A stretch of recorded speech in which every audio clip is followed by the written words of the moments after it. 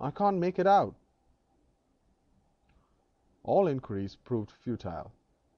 Mrs. Seacon reminded him of the thick fog that had come on suddenly the night before. "What fog?"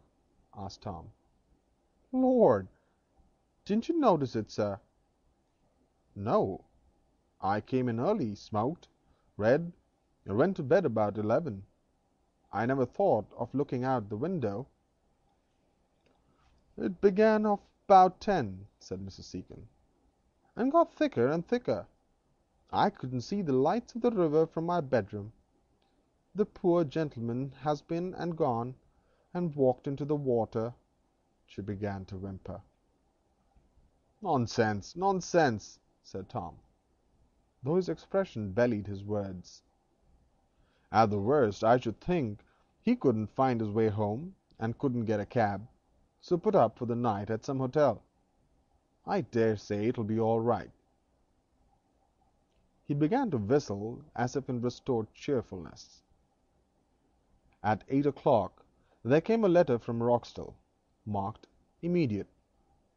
But as he did not turn up for breakfast, Tom went round personally to the City and Suburban Bank. He waited half an hour there, but the manager did not make his appearance. Then he left the letter with the cashier and went away with anxious countenance. That afternoon it was all over London that the manager of the City and Suburban had disappeared, and that many £1000s of gold and notes had disappeared with him. Scotland Yard opened the letter marked "Immediate," and noted that there had been a delay in its delivery, for the address had been obscure, and an official alteration had been made. It was written in feminine hand, and said, "On second thoughts, I cannot accompany you. Do not try to see me again. Forget me. I shall never forget you." There was no signature. Clara Noel, distracted, disclaimed all knowledge of this letter. Polly deposed, and the fugitive had proposed flight to her, and the routes to Africa and South America were especially watched. Some months passed without result. Tom Peters went about overwhelmed with grief and astonishment. The police took possession of all the missing man's effects. Gradually the hue and cry dwindled, died. "At last we meet!" cried Tom Peters, with his face lit up in joy. "How are you, dear Miss Noel?" Clara greeted him coldly. Her face had an abiding pallor now. Her lover's flight and the shame had prostrated her for weeks. Her soul was the arena of contending instincts.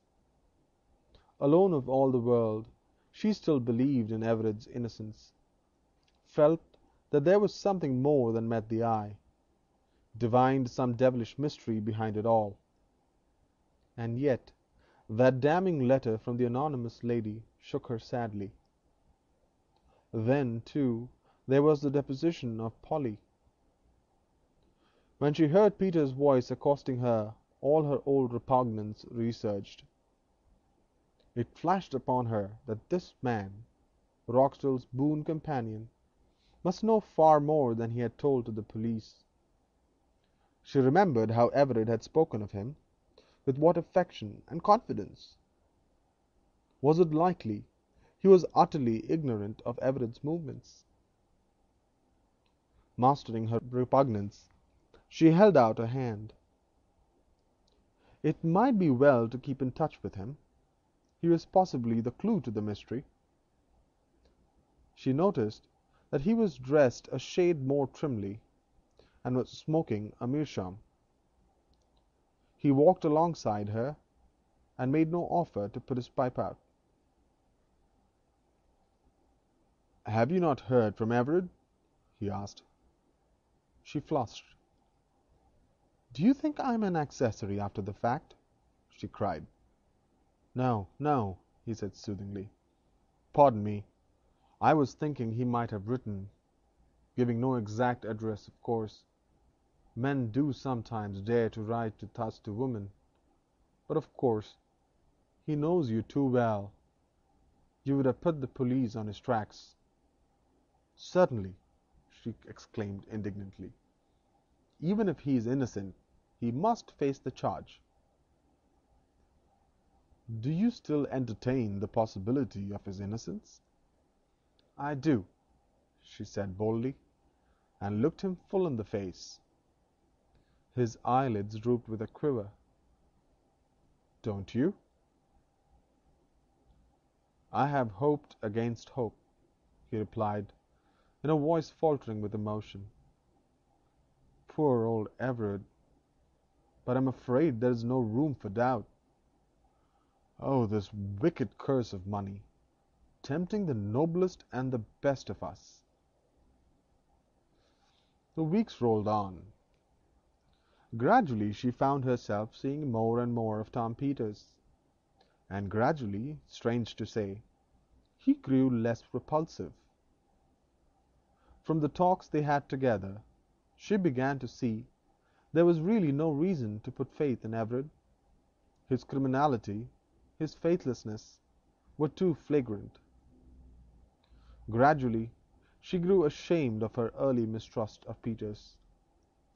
Remorse bred esteem, and esteem ultimately ripened into feelings so warm that Tom gave freer vent to the love that had been visible to Clara from the first.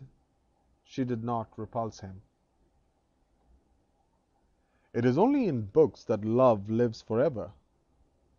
Clara, so her father thought, showed herself a sensible girl in plucking out an unworthy affection and casting it from her heart. He invited the new lover to his house, and took to him at once. Roxdale's somewhat supercilious manner had always jarred upon the unsophisticated corn merchant. With Tom, the old man got on much better.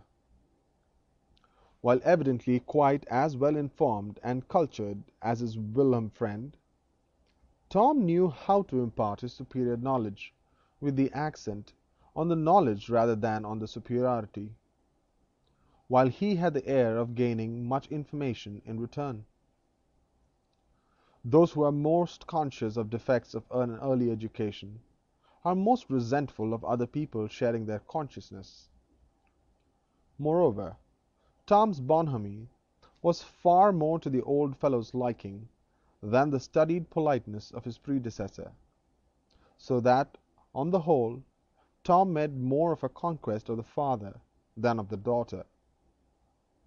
Nevertheless, Clara was by no means unresponsive to Tom's affection, and when, after one of his visits to the house, the old man kissed her fondly and spoke of the happy turn of things had taken, and how, for the second time in their lives, things had mended when they seemed at their blackest, her heart swelled with a gush of gratitude and joy and tenderness, and she fell sobbing into her father's arms.